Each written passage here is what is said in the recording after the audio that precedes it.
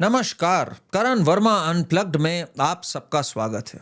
देखिए, आप सबका तो स्वागत है, पर अभी जो एक इंडी गठबंधन या whatever is left of it की जो मीटिंग हुई, उसमें सबका स्वागत ही नहीं हो पाया। कुछ कमबख्त तो पहुंचे ही नहीं वहां पे। और जब मैंने देखी वो इंडिया अलायंस की मीटिंग, तो देखिए, मुझे नेहरू प्लेस का जो एक अड्डा होता है ना, रिजेक्टेड माल, जिसमें सारे खराब हुए हुए फ़ोन, यूज्ड अप बैटरीज, और पूरे जो ईयरफोन्स होते हैं, खूब सारे क्रम्बल्ड अप ईयरफोन्स एक कोने में पड़े होते हैं, कुछ इस तरह से मुझे याद आ गई इनकी। ज़रा देखिए, इन सबको देखिए, हारे, थके, मांदे, सब के सब एक साथ एकत्रित हो गए। ममता बनर्जी भी आई, ताज़ा ताज़ा वेस्ट बंगाल हारने के बाद। राहुल गांधी मुस्कुराता हुआ चेहरा, भाई हंसता हुआ नूरानी चेहरा तो वही है ना, हार का डर ना जीत की उम्मीद। बगल में बैठे हुए थे अखिलेश यादव, वो सोच रहे थे भाई स्टालिन हार गया, स्टालिन तो आया भी नहीं। केजरीवाल हार गया, केजरीवाल तो आया भी नहीं। ममता हार गई, अब अगला नंबर किसका है? लालू के लड़के भी हार गए, अब अगला नंबर तो मुलायम के लड़के का है। तो वो भी देख रहा था बेचारा, परेशान, हैरान। याद आए मुझे कि क्या इनके ग्लोरी डेज होते थे। याद है आपको, इंडिया अलायंस जब बनी थी, लगभग आज ही के समय, जून में, 3 साल पहले, 2023 में। देखिए कुछ जरा इनकी तस्वीर। समय कितना बलवान होता है और कितनी तेजी से बदलता है। देखिए जरा इन सब महानुभावों को। अरे अरे अरे, पीछे कौन है? पीछे तो राघव चड्डा हैं। ओहो, जुड़ेगा भारत, जीतेगा इंडिया। राघव चड्डा चल दिए भाई साहब भाजपा की ओर। फिर आगे, अरे ये तो नीतीश बाबू हैं। नीतीश बाबू ने जून 2023 में सबसे पहले कहा था भाई इंडी गठबंधन करना है, और बताइए यही 6-8 महीने में निकल लिए अपना भाजपा की ओर। जनवरी 2024 आते आते तक सबसे पहले तो ये गायब हुए यहां से। कितने खुश हैं ये लोग सब के सब, आप देख रहे हैं। इनको कितनी उम्मीदें थी कि हम लोग क्या क्या हासिल कर देंगे। सोनिया गांधी तो है ही, ममता बनर्जी बड़ी मुश्किल से पहुंची थी, तब बड़े नखरे थे ममता के, दीदी का जलवा बहुत हाई था तब। तो इन सब की तब जो हालत थी, सोचिए जरा, 2023 में केजरीवाल मुख्यमंत्री था दिल्ली का, ममता बनर्जी मुख्यमंत्री थी वेस्ट बंगाल की, स्टालिन का जलवा था, तमिलनाडु का सीएम था, और राहुल गांधी सोच रहे थे 2024 के चुनाव में मैं पटकनी दे के किसी तरह, हो सकता है भाई लॉटरी लग गई तो प्रधानमंत्री बन जाऊं। Cut to 3 years later, Kejriwal नहीं आए, डीएमके नहीं आई। आए तो इनके कुछ पोस्टर्स आए, और पोस्टर्स बड़े दिलचस्प थे भाई। पोस्टर जरा आप लोग को दिखाता हूं मैं। कमबख्त कौन है जो इन पोस्टरों का वितरण कर देता है इतनी बड़ी मीटिंग से जस्ट पहले? राहुल गांधी में कंसिस्टेंसी की कमी है। कौन कह रहा है ये? अरे ये तो शरद पवार ने कहा हुआ है। ओहो, बड़ी गलत बात है। और राहुल गांधी एक राष्ट्रीय स्तर के नेता हैं, लेकिन फिर भी उनमें इतनी भी समझ नहीं है जितनी कांग्रेस के एक आम स्थानीय कार्यकर्ता में होती है। बड़ी गलत बात है। तो जननायक की बहुत ज्यादा बेइज्जती है। किसने किया है? पिनरई विजयन ने कर रखा है। ओहो, केरलम में घमासान युद्ध के बाद भी लेफ्ट इंडिया अलायंस में शायद इनके साथ ही है। कमाल का इंडिया अलायंस है ये। दिल्ली और पंजाब में माएं अपने बच्चों को एक छोटी सी कहानी सुनाती है। एक थी कांग्रेस, ये तो ब्रूटल था। किसने बोला? अरे भगवंत मान जी ने बोला। इनके अंदर का जोकर और कॉमेडियन बाहर निकल नहीं रहा है। सीएम बन गए तो क्या हुआ? तो ये सब पोस्टर लग गए, बताइए इंडिया अलायंस में। गलती से भी कांग्रेस को वोट मत देना। अरविंद केजरीवाल जी, लोगों ने सीरियसली ले लिया और अरविंद केजरीवाल ही को वोट नहीं दिया। कांग्रेस के नेता उन लोगों की तरह हैं जो उसी नाव में छेद करते हैं जिसमें वे खुद सफर कर रहे हों। समझ आते आते बड़ी देर कर दी स्टालिन बाबू ने, क्योंकि स्टालिन बाबू को गुड बाय हो गया और विजय, थलापति विजय को इन हो गया। हालांकि विजय आए नहीं। तो जरा देखिए इस पे भी, बिफोर इलेक्शन इन तमिलनाडु क्या जलवा था स्टालिन का, राहुल गांधी का उनकी ओर। My brother Stalin, elder brother Stalin.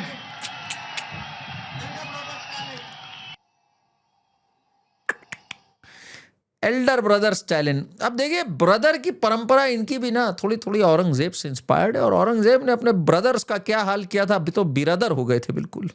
और आफ्टर इलेक्शन अब इनके ताजे ब्रदर कौन है, जरा ये भी देख लीजिए आप। माय ब्रदर திரு ராகுல் காந்தி அவர்கள்।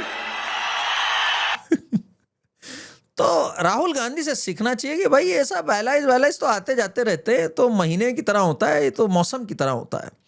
मौसम आया गया, अब पतझड़ है, अब सुहाना मौसम है। तो अब राहुल गांधी का वैसे मौसम हमेशा ही सुहाना रहता है।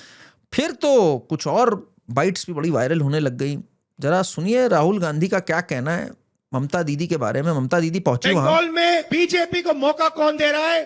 तृणमूल कांग्रेस दे रही है। अगर नरेंद्र मोदी जी भ्रष्ट हैं तो तृणमूल कांग्रेस भी भ्रष्टाचार की रेस में कम नहीं है। कितना साथ है आपस में, देख रहे हैं आप, इतना साथ है कमाल का। और क्या क्या बोला राहुल गांधी ने ममता बनर्जी के बारे में, और फिर भी दीदी आ गई वहां। दीदी का दिल कितना बड़ा है, देखिए जरा। Sharda chit fund scam, 1900 crore रुपए। Rose valley chit fund scam, 6,600 crore रुपए। Gold smuggling scam, illegal mining, transport, गुंडा टैक्स। यहाँ पे सिर्फ तृणमूल कांग्रेस का जो सिंडिकेट है उसको ये 24 घंटा पैसा देते रहते हैं। तृणमूल राहुल गांधी का दिल इतना बड़ा है कि लाख ऐब होने के बाद भी ये दीदी के साथ बैठे हुए। और दीदी का भी दिल कितना बड़ा है, मैं तो कहता हूं इस इंडिया अलायंस का पूरे का दिल कितना बड़ा है। तो क्या हुआ कि इनका वोट बैंक कम है, एटलीस्ट दिल तो बड़ा है भाई। और क्या क्या बोला राहुल गांधी ने के साथ। बंगाल में कोई अकाउंटेबिलिटी नहीं है। जो भी टीएमसी के गुंडे करना चाहते हैं वो कर सकते हैं। कांग्रेस के नेताओं को मारते हैं। अच्छा अब आप सोचिए ममता बनर्जी में भी, भाई देखिए समय कितना बलवान है। ममता बनर्जी में भी कितना चेंज आया। पहले आती थी इंडी से मिलने, कुछ नहीं समझती थी इंडी वगैरह को। वेस्ट बंगाल में तो अलायंस भी नहीं किया था लोकसभा में। पहले का जलवा इनका ये होता था कि इन्होंने दिसंबर 2023 की स्टोरी है, nobody invited me to INDI bloc meet, need 7 to 10 days notice. और अब दीदी फ्लाइट पकड़ के, कुछ नहीं तो ट्रेन में वेटिंग की टिकट लेकर के स्लीपर पे आ जाए कि भैया मिल लो, क्योंकि पार्टी तो हाथ से निकल गई है। अब देने को बचा क्या है दीदी के पास, सोचने वाली बात है। 58 MLA, 20 MP सब निकल चुके हैं, पर दीदी के पास बहुत कुछ है देने को।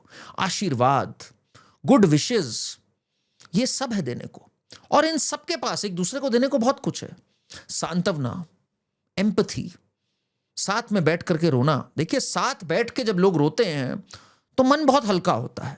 हम उसको डिस्काउंट करते हैं अक्सर, पर पूछिए जरा इनके दिल से, हर जगह हारे हैं ये। मतलब ऐसा कोई कोना नहीं जहां ये हारे ना हो। तो जब हारे हुए लोग मिलते हैं और आपस में दुख बांटते हैं तो बहुत अच्छा महसूस होता है। कुछ यही नज़ारा हमें देखने को मिला इस इंडिया अलायंस मीट में। कमबख्त उद्धव ठाकरे नहीं पहुंचे, वो केवल वर्चुअल पहुंचे। कम से कम यहां तो बाहर निकल कर आ जाते, पर यहां पे भी उनका आलस जो था got the better of him. अगर मैं सच कहूं तो सबसे ज्यादा किसी की लाइफ में अगर चेंज आया है तो वो दीदी की लाइफ में आया है इन पिछले 3 साल में। जरा जलवा देखिए दीदी का, और इनके लोगों का क्या जलवा होता था पहले। भाईपो का जलवा देखिए आप पहले तो। আর অমিত শাহকে চ্যালেঞ্জ, উনি বলেছেন চুন চুনকে হিসাব হোগা। আমি বলি যদি বুকের পাটা থাকে 4 তারিখ বাংলায় থাকবেন, কলকাতায় দেখা হবে বেলা 12টার পরে। 4 तारीख के बाद अमित शाह आ ना जाए। 4 तारीख के बाद कुछ इस तरह का हुआ इनके साथ, बड़ा दुख के साथ। देखिए जरा, जनता ने तो बिल्कुल कूट ही दिया इनको उठा करके। तो चेंज तो आएगा ही ना भाई, पीसी में भी चेंज आएगा ही जब वो देखेगी भाईपो के साथ क्या हो रहा है। पहले तो हेलमेट में पहचान ही नहीं पाया मैं, पर जब ये सब हुआ तो चेंज तो आना था। और चेंज इस कदर आया कि पहले तो ये केजरीवाल वगैरह से तो मिलती ही नहीं थी, तो छोटे लोग थे। इस बार दीदी गुलदस्ता लेके पहुंच गई भाई केजरीवाल से मिलने। केजरीवाल इंडी मीट में नहीं आए तो दीदी उनके घर पहुंच गई, और साथ ही में भाईपो को भी ले आई अपने साथ। भाईपो को देखिए कैसे सुकड़ा हुआ खड़ा हुआ है कोने में, भाईपो की पूरी हवा निकल गई।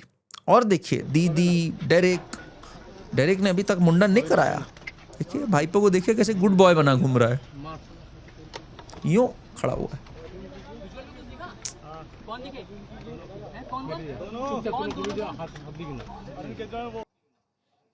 बंगाल की जनता ने 10 दिन में इस भाईपो को संस्कार सिखा दिए। पूरा देखिए जरा।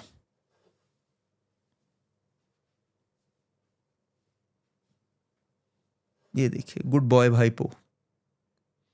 अब तो जहांगीर भी पकड़ा गया नेपाल बॉर्डर पे। मुझे तो लगा ये पैर भी छू लेगा इसके, केजरीवाल के। इसके बाद तो फिर भाई सोनिया गांधी से भी मिली है। सोनिया गांधी ने कहा मेरा बेटा, उसने कहा मेरा भाईपो। देखिए, सिर्फ ममता बनर्जी और नीतीश कुमार ही में चेंज नहीं आया, चेंज तो हमारे केजरीवाल में भी बहुत आया। केजरीवाल के जो तेवर थे, और केजरीवाल में तो इतने चेंजेस आए लाइफ में, राजनीति में नहीं आऊंगा, सरकार नहीं बनाऊंगा, कांग्रेस के साथ बनाऊंगा। तो इधर जो चेंज आए हैं 3 साल में, वो तो अनबिलीवेबल है। जब ये इंडिया अलायंस बन रहा था तो केजरीवाल के जलवे कुछ इस तरह के होते थे। देखिए आप, इंडी मीट में आते थे, कहते थे मैं बनाऊंगा। राहुल गांधी के साथ हाथ मिला लिया इन्होंने, और भूल गए कि शराब घोटाले की जो पहली कंप्लेन थी वो कांग्रेस पार्टी ने करी थी। जी हाँ, उसी की वजह से माननीय केजरीवाल जी को जेल जाना पड़ा था। पर केजरीवाल जी की वाइफ सोनिया गांधी सब साथ इकट्ठे हो गए जंतर मंतर में, कहा भाई हटाना है मोदी को। इस सब को भूलते हुए इन्होंने चुनाव लड़े।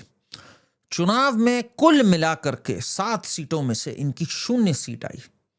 उसके बाद क्या था, केजरीवाल ने कहा कि अब हम इस इंडी अलायंस से बाहर निकल रहे हैं। देखिए आप, ऐलान कर दिया खत्म अलायंस, ये सब अलायंस कुछ नहीं होता। और इन्होंने इंडी ब्लॉक को क्विट करते हुए बाहर निकल गए। वैसे आपको याद भी है ये इंडी ब्लॉक का फुल फॉर्म क्या था? मुझे तो नहीं याद आ रहा, बट मेरे ख्याल से it must be something like insecure, nepotistic, dynastic, inefficient arrangement.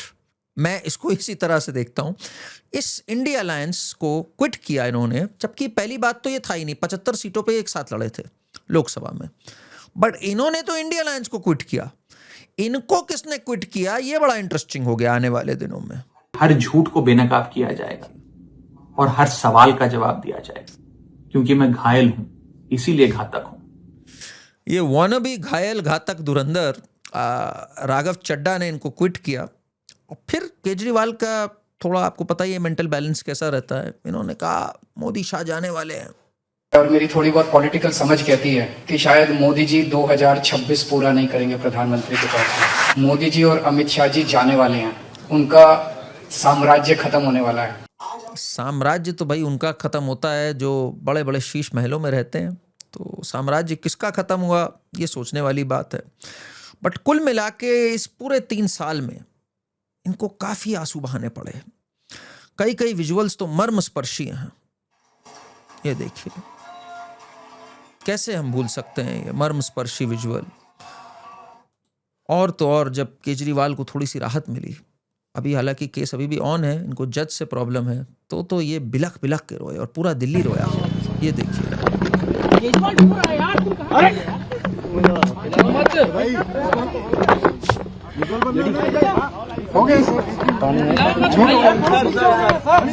शराब घोटाले से लेके आतिशी को सीएम बनाने से लेके पूरी सत्ता खो देना दिल्ली में 3 साल में Arvind Kejriwal has been through a lot. ये कॉलेज रियूनियन की तरह हुआ इस बार जो इंडी मीट हुआ, कि तुम कहां हो लाइफ में, मैं यहां पहुंचा, तुम वहां पहुंचे।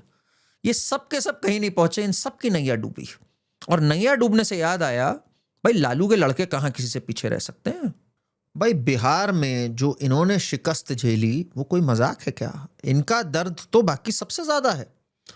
और इनके दर्द पे ऑलमोस्ट नमक छिड़कने का काम राहुल गांधी ने किया। राहुल गांधी इनके लिए कैंपेनिंग भी तो करने आए थे। आपने वो कैंपेनिंग देखी कि नहीं देखी? देखिए जरा, बेगूसराय में कितनी कमाल की कैंपेनिंग करी थी राहुल गांधी ने। ऐसा डूबे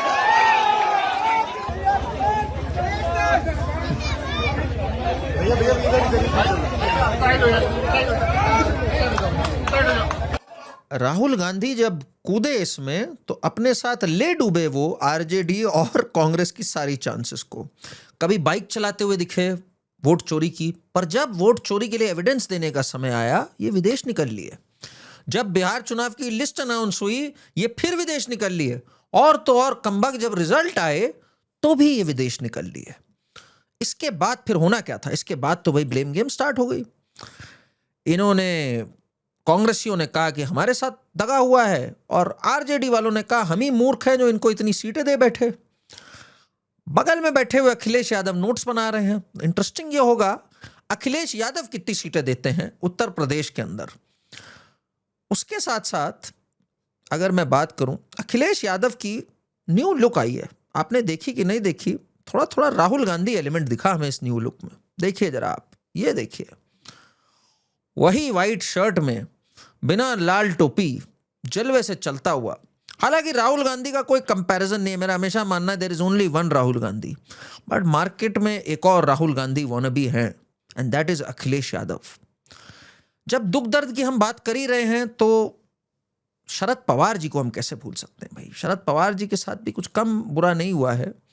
ये देखिए आप, इनके साथ बगल में उद्धव ठाकरे बैठे हुए हैं। इनकी पार्टी तो गई ही गई, साथ ही साथ इनका जो शरद पवार का अपनी जो पार्टी बनाई इन्होंने, उसको भी कुछ खास मिला नहीं। 27 सीटें जो कंटेस्ट करी महाराष्ट्र में, उसमें केवल 7 मिली। इनके पूरे इंडी गठबंधन का सुपड़ा साफ हो गया महाराष्ट्र में। एक ऐतिहासिक हार हुई। अपनी जो शुगर बेल्ट मानते थे उसमें तक हार गए। तो इनका इस उम्र के इस पड़ाव पे ये दुख तो काफी गहरा था। शरद पवार हो या फिर उद्धव ठाकरे हो, ये एक कंपटीशन में थे कि क्या हमारा दर्द आपसे बड़ा है या आपका दर्द हमारे से बड़ा है। उद्धव ठाकरे जी की 2023 में पार्टी तो जा चुकी थी, पर उन्हें उम्मीद बहुत थी, और 2024 में वो उम्मीद ने थोड़े से हिचकोले भी खाए जब इनको लोकसभा में कुछ सीटें मिली। पर फिर जो तबाही हुई, वो कहा जाता है ना, बुझने से पहले दीपक एक बार चलता है ढंग से, वो ऐसा बुझा कि मानो चिराग तले अंधेरा आ गया हो। शिवसेना पूरी तरह से चुनाव भी हार गई, सिविक पोल भी हार गई, राज ठाकरे से भी इन्होंने गठबंधन कर लिया, तब भी साला कुछ हाथ में नहीं आया। इस कदर डिस्पिरिटेड हो गए कि इस मीटिंग को उन्होंने वर्चुअल अपना स्काइप और जूम से किया। सुनने में आया उसमें भी सब्सक्रिप्शन ढंग के पैसे नहीं दे रखे थे, वो भी साला नहीं चला जब काम आया जुड़ने का। तो ऑल इन ऑल अगर मैं बात करूं तो इनकी अचीवमेंट्स जो हैं इंडिया अलायंस की, वो वाकई बहुत कमाल की हैं। ज़रा देखिए इंडिया अलायंस की 2023 में बनी, उसके बाद आम आदमी पार्टी दिल्ली हार गई, लेफ्ट केरलम हार गई, टीएमसी वेस्ट बंगाल हार गई, डीएमके तमिलनाडु हार गई। कई पार्टीज़ ने छोड़ दिया जैसे आप और डीएमके, और बाकी सब जो हैं वो लड़ भी रहे हैं, आ भी रहे हैं। ऑल इन ऑल कुल मिला के एक थेरेपी सेंटर बन के रह गया है। पर इस पूरे में अगर एक व्यक्ति है जो जीत करके आगे बढ़ा है, वो है जननायक माननीय राहुल गांधी जी। देखिए, आप राहुल गांधी से उनकी स्माइल नहीं छीन सकते, उनका कॉन्फिडेंस नहीं छीन सकते। तो क्या हुआ कि 100 हार हो गई हैं, राहुल खड़ा है आज भी वहीं।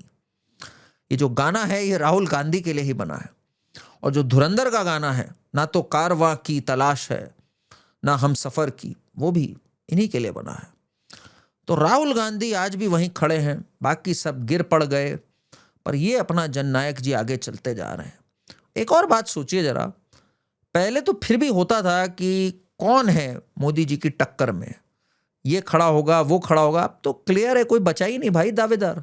सब अपना अपना राज्य हार गए, कुछ तो अपनी अपनी सीट हार गए जैसे ममता और केजरीवाल। तो Rahul Gandhi has only become stronger. कई लोग तो कहते हैं कि बीजेपी का धुरंधर तो राहुल गांधी है। जिस तरह से पूरे लियारी का सफाया कर दिया था हमजा ने, उसी तरह राहुल गांधी ने भी पूरे इंडी का सफाया कर दिया है, और सबको खा के किंग ऑफ लियारी बन चुके हैं हमारे राहुल गांधी। इसी के साथ एक बात तो है, भारत में बहुत ज्यादा क्रेडिबिलिटी क्राइसिस है ऑपोजिशन में। राहुल गांधी की क्रेडिबिलिटी अगर बात करूं तो देखिए, जब ये बात भी कर रहे थे, and farmers issue and other इनका people फोकस देखिए centric राहुल issues. का। मोबाइल बाहर, Fourth point, it was